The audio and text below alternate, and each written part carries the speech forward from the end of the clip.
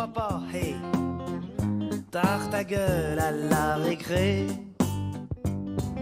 J'ai 10 ans, je vais à l'école et j'entends 8h moins 8, bienvenue à bord si vous nous rejoignez, c'est tous les jours jeudi, ça tombe bien, nous sommes le jeudi 8 aujourd'hui, on va s'intéresser avec Carole Bonjour au bien-être, au mieux vivre des enfants en milieu scolaire. Oui, parce que c'est aujourd'hui la journée nationale de lutte contre le harcèlement scolaire, une journée assez récente qui n'existe pas depuis très très longtemps. Depuis 3 ans, depuis 2015, c'est vrai qu'on a mis le temps d'avoir une journée nationale pour cette cause qui est très silencieuse à la base. Il a fallu qu'il y ait des drames, qu'il y ait des parents qui s'emparent de ce problème pour que l'on en parle, mais c'est vrai que c'est difficile de pouvoir en parler, de mesurer. C'est vrai que c'est des causes compliquées, ça se passe dans la cour d'école, on n'est pas toujours au courant, et ça peut prendre plusieurs formes. Ça peut être du harcèlement physique, du harcèlement moral, du racket, du harcèlement sexuel.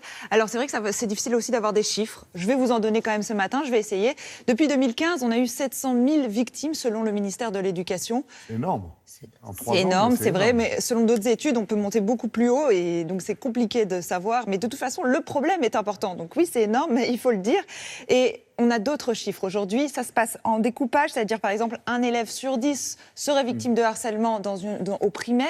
Alors ça, c'est aussi énorme. 6% des collégiens et 1,4% des lycéens. C'est un problème très sérieux. Et le problème, c'est que justement, on a du mal à faire parler les enfants aussi et à déceler, à détecter ces soucis. Oui, ça se joue souvent en huis clos et c'est vrai que l'enfant ne change pas brutalement de comportement. Ça peut arriver, mais de temps en temps, il masque très bien. Alors, quand on a un petit doute, de toute façon, il faut parler à nos enfants, mais c'est vrai que dès qu'on sait qu'il se passe quelque chose, il faut agir. Il faut tout de suite rompre l'isolement. Donc, pour cela, ce qu'il faut faire, c'est directement demander un rendez-vous au directeur de l'école ou sinon, vous allez demander un rendez-vous au délégué des parents d'élèves ou encore prendre rendez-vous chez votre médecin. Parce qu'un tiers peut aider. S'il parle l'enfant à quelqu'un d'autre, il va se sentir pris au sérieux et va pouvoir aussi parler peut-être plus facilement à un tiers. Oui, ne pas décevoir ses parents, effectivement. Exactement. Et après, il faut porter plainte. Ça, c'est aussi très important. Et aujourd'hui, justement, on est allé voir l'association Harcèlement. C'est à Rennes. Et vous allez voir, ils luttent justement pour que la parole se libère, mais aussi pour que les professeurs en parlent. C'est un reportage d'Olivier Lebras. L'association, elle a été créée déjà à la fin de mon harcèlement. J'ai voulu faire quelque chose pour aider les autres parce que je voulais pas que ça arrive à d'autres personnes que moi. Et du coup, on a contacté donc Sandrine, la maman de Christopher, donc un jeune de mon établissement, qui s'est suicidé. Et on a fait des réunions et le harcèlement est né.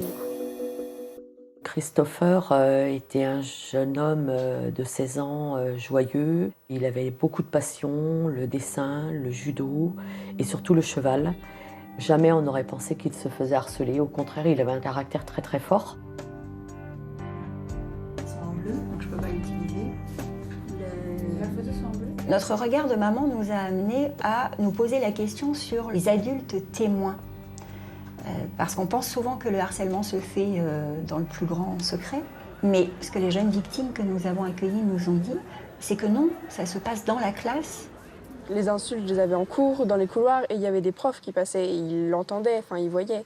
Donc rien que, juste punir ou juste dire que c'est pas bien, ça serait le strict minimum dans les adultes. Les harceleurs vont tester, ils vont regarder ce qui se passe, ils vont observer l'éventuelle représailles, vos comportements. S'il y a représailles, et c'est là que le rôle de cet adulte régulateur qui fixe les règles, mais qui sanctionne aussi si les règles ne sont pas respectées, là aussi, il y a ce rôle-là, être un régulateur, c'est aussi sanctionner quand les règles ne sont pas respectées. Quand vous êtes témoin d'une situation qui vous surprend, vous, en tant qu'adulte, un petit mot dans le carnet peut permettre aux parents d'envisager la situation ou la souffrance de leur enfant différemment et à terme peut permettre de sauver des vies. Un aspect qu'on va aborder sur lequel vous allez devoir mener un travail très personnel, c'est votre posture à vous.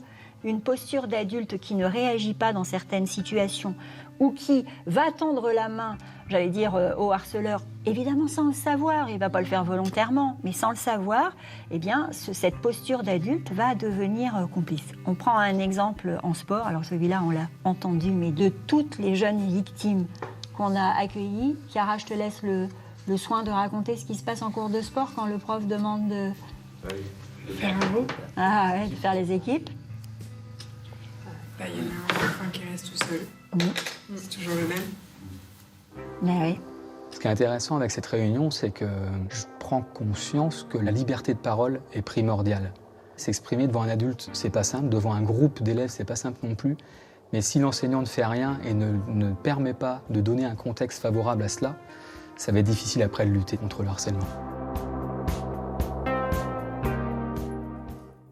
Alors merci évidemment à Kira pour son témoignage et son engagement.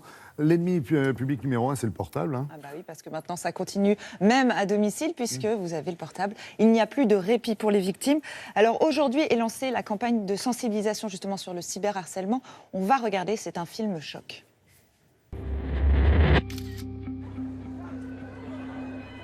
En 1 seconde, c'était fait. C'est ce que tu voulais dans le fond. Tu me dégoûtes. Comment on aurait pu savoir que...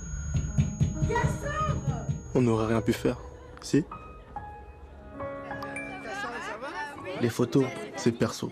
Les partager, c'est harceler. Voilà, et vous avez vu le numéro, c'est le 3020, c'est à mettre sur vos frigos parce que c'est vraiment le numéro d'appel si vous avez des difficultés ou si votre enfant le voit sur le frigo, il peut appeler directement. Merci beaucoup, Carole.